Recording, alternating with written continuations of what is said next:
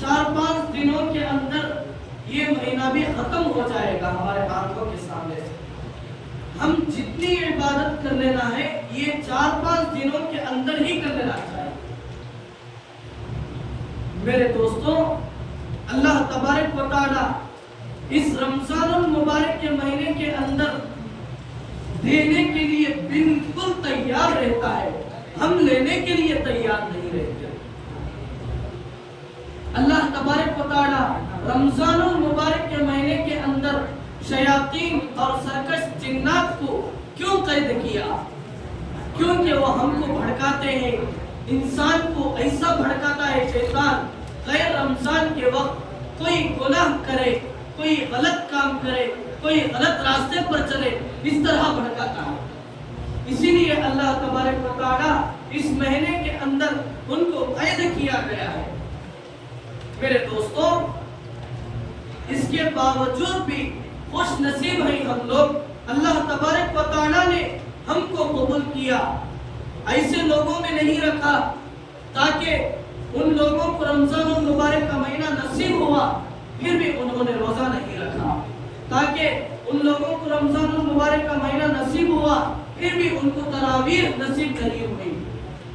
میرے دوستوں، ہم کو تو تراویح بھی نصیب ہوئی، روزے بھی نصیب ہوئے، یہ قدر کر لینا چاہیے۔ اللہ کے نبی علیہ السلام جو رمضان المبارک کی ناقدری کرے گا اس کو بددعا دیے ہیں۔ جب ایسے یہ منبر ہے نا، جیسے جمعے کے دن خطبہ دیا جاتا ہے، اس پر پہلا قدم مبارک رکھے جب آپ علیہ السلام، اس وقت حضرت جبرائیل علیہ السلام بددعا دیے، اس وقت آپ صلی اللہ علیہ وسلم آمین کہا۔ جب دوسری سوڑی پر پیر رکھا پھر آمین کہا، پھر تیسری سوڑی پر پیر رکھا پھر آمین کہا۔ اس کی کیا وجہ ہے؟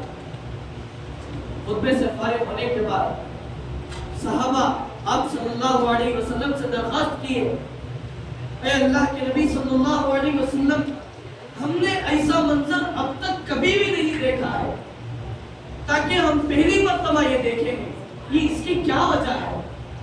آپ صلی اللہ علیہ وسلم نے کہنے لگے، اے میرے صحابہ، حضرت جبرائیل علیہ السلام آ کر بددعا دیے۔ وہ کیا دیے؟ پہلی بددعا یہ دیے، برباد ہو جائے وہ شخص جس نے رمضان المبارک کا مہینہ پایا پھر بھی آپ صلی اللہ علیہ وسلم پر درود نہیں بھیجا۔ پہلی سوڑی کی بددعا یہ ہے۔ دوسری سوڑی کی بددعا وہ ہے، برباد ہو جائے وہ شخص جس نے رمضان المبارک کا مہینہ پایا پھر بھی اس کی بخشش نہیں ہوئی۔ دوسری سوڑی کی بددعا۔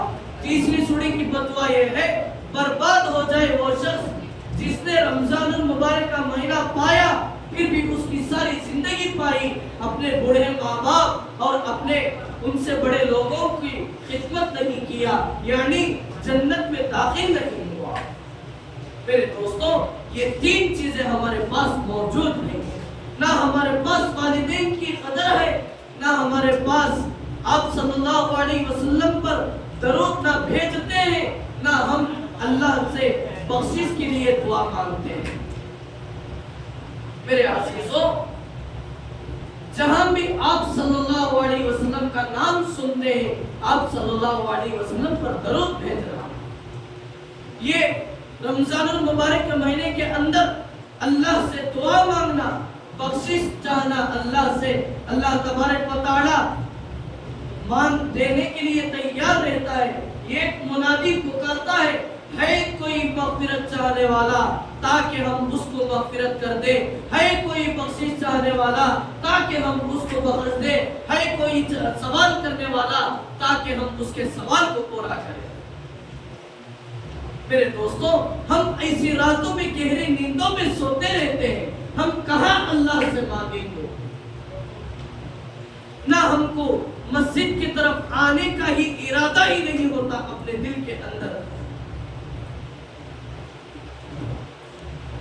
میرے دوستوں، ہمارے نوجوان لڑکے نشہ کرنے میں پہلا قدم بڑھاتے میں، نشہ کرنے میں، غلط کام کرنے میں، والدین کی نافرمانیاں کرنے میں قدم بڑھاتے ہیں، ان کو نماز کی طرف